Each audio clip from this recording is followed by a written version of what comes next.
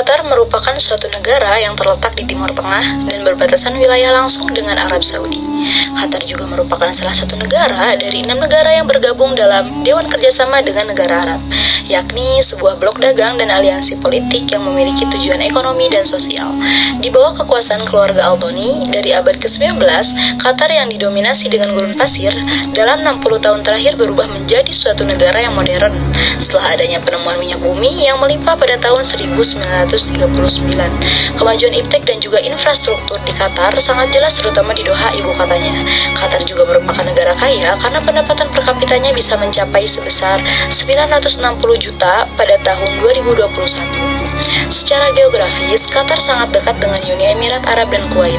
Negara Qatar memiliki luas wilayah 11,556 km persegi yang mana berbatasan darat dengan Arab Saudi yang berada di sebelah selatannya, sedangkan sisi lainnya dibatasi oleh Teluk Persia.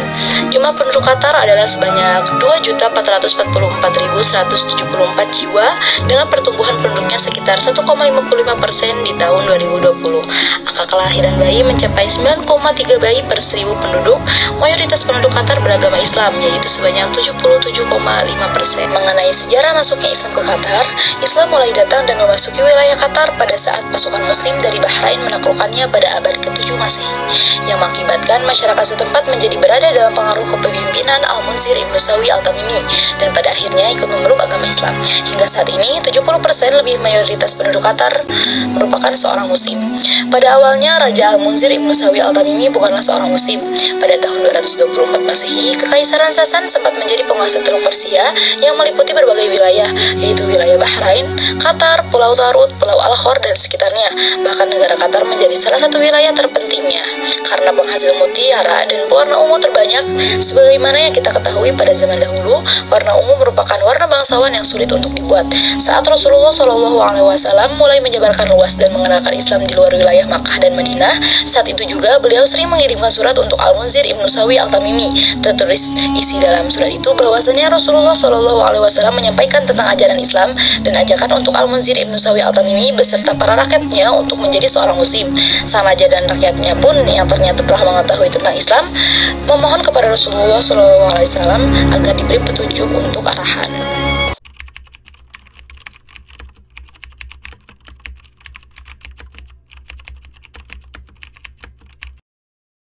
Museum Seni Islam merupakan proyek rintisan Qatar dalam cita-cita mereka untuk menjadi pusat kebudayaan, baik bagi kawasan Timur Tengah maupun dunia.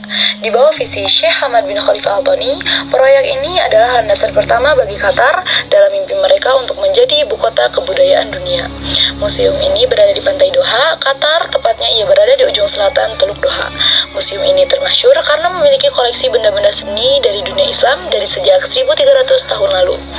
Ia memiliki benda-benda yang berasal dari 3 benua yang merepresentasikan seni Islam secara keseluruhan, mulai dari Al-Quran dan manuskrip pada masa-masa awal, keramik, logam, kaca, gading, karpet dan tekstil, kayu dan batu mulia, masing-masing mewakili keragaman warisan dunia Islam dan memiliki kualitas terbaik.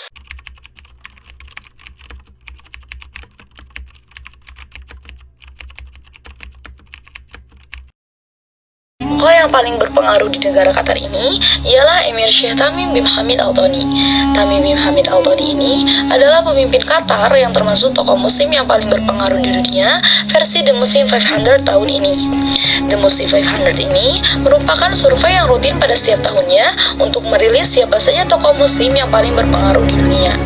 Di usianya yang muda, dengan umur 33 tahun, Syekh Tamim ini sudah menjadi pemimpin yang mengalahkan Raja Salman dari Arab dan pemimpin tertinggi Iran yaitu Ayatollah Ali Khamenei yang berada di posisi kedua dan ketiga dalam daftar The Muslim 500. Penguasa muda ini lahir di Doha pada tanggal 3 Juni 1980. Ia menjadi pemimpin tepatnya pada saat sang ayah yang bernama Hamad bin Khalifa Al Thani ini turun tahta pada tahun 2013 lalu.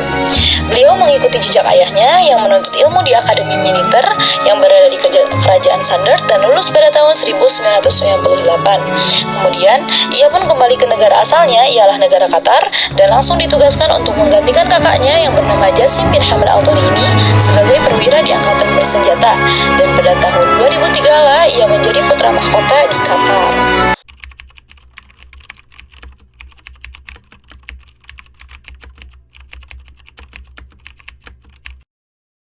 Mengenai keseharian umat Islam di Qatar, berdasarkan data yang diperoleh pada tahun 2020, bahwasannya sebagian besar mayoritas penduduk di negara Qatar ialah beragama Islam.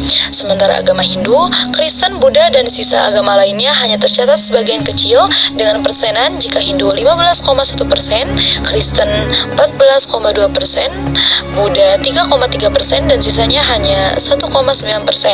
Meski mayoritas di negara Qatar ini bermayoritas Islam, tetapi Qatar bersifat lebih terbuka dalam menerima berbagai perbedaan budaya yang berada di masyarakat.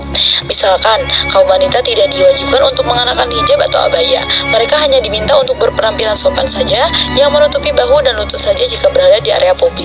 Contoh lainnya ialah jika memasuki area masjid ataupun tempat suci lainnya, kaum wanita dilarang untuk memakai pakaian terbuka dan dimintai untuk berpakaian lebih tertutup dengan mengenakan penutup kepala. Meski negara Qatar ini bersifat lebih terbuka, Qatar mempunyai peraturan tertentu terkait bermesraan bersama kekasihnya yang menunjukkan di ruang publik. Bahkan, hubungan sesama jenis pun sangat ditentang dan dilarang keras oleh negara Qatar ini, baik itu di ruangan privat, apalagi berada di area publik. Kehidupan bermasyarakatnya pun banyak diinginkan oleh masyarakat-masyarakat lainnya, karena kehidupannya begitu sangat indah. Seperti halnya, para pemuda Qatar tidak dibolehkan menjadi pengangguran. Maksud dari pengangguran di sini ialah setiap mahasiswa yang lulus dari perkuliahan mereka tidak begitu sulit untuk mencari pekerjaan, melainkan setiap perusahaan akan menawarkan pekerjaan kepada mereka.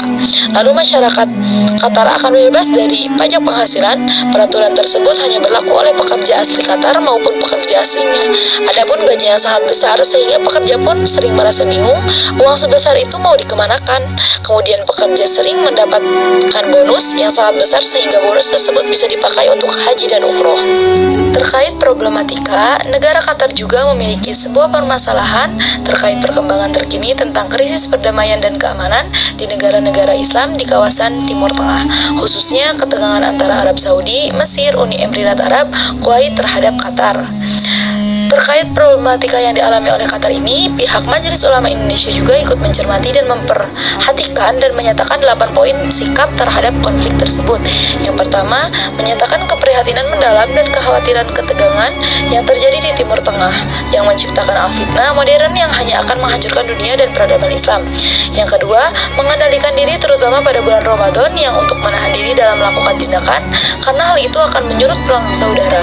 Di bulan Ramadan yang mulia dan penuh damai ini, dan pembebasan dari api neraka ini, umat Islam di penjuru dunia khususnya di negara-negara kawasan Timur Tengah untuk menghentikan pertentangan, permusuhan, dan perselisihan.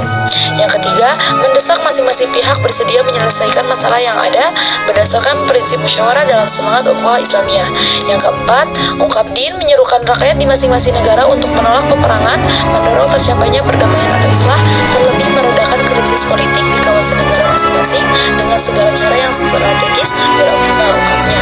Yang kelima, Majelis Ulama Indonesia juga mendesak pemerintah Indonesia mengambil langkah islah dan mendesak sidang darurat organisasi konferensi Islam untuk menghindari perpecahan dan peperangan. Sikap ini penting agar organisasi konferensi Islam bisa memainkan perannya sebagai mediator perselisihan. Yang keenam, negara-negara Islam hendaknya tidak mudah terjebak dan terhanyut dalam intrik politik proxy war yang bercirikan nafsu politik yang saling curiga, saling menyudutkan dan menyalahkan, dan saling fitnah terhadap segala kebijakan politik masing-masing negara, baik di kawasan Timur Tengah maupun kebijakan hubungan dengan negara-negara lain.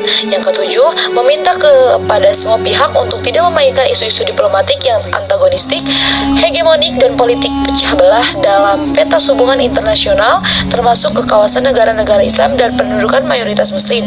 Yang terakhir, meminta masyarakat berdoa untuk persatuan umat Islam di seluruh dunia. Kemudian, sekedar informasi yang sempat saya baca dan dengar bahwa Arab Saudi, Mesir, Uni Emirat Arab, dan Kuwait memutuskan hubungan diplomatik terhadap Qatar.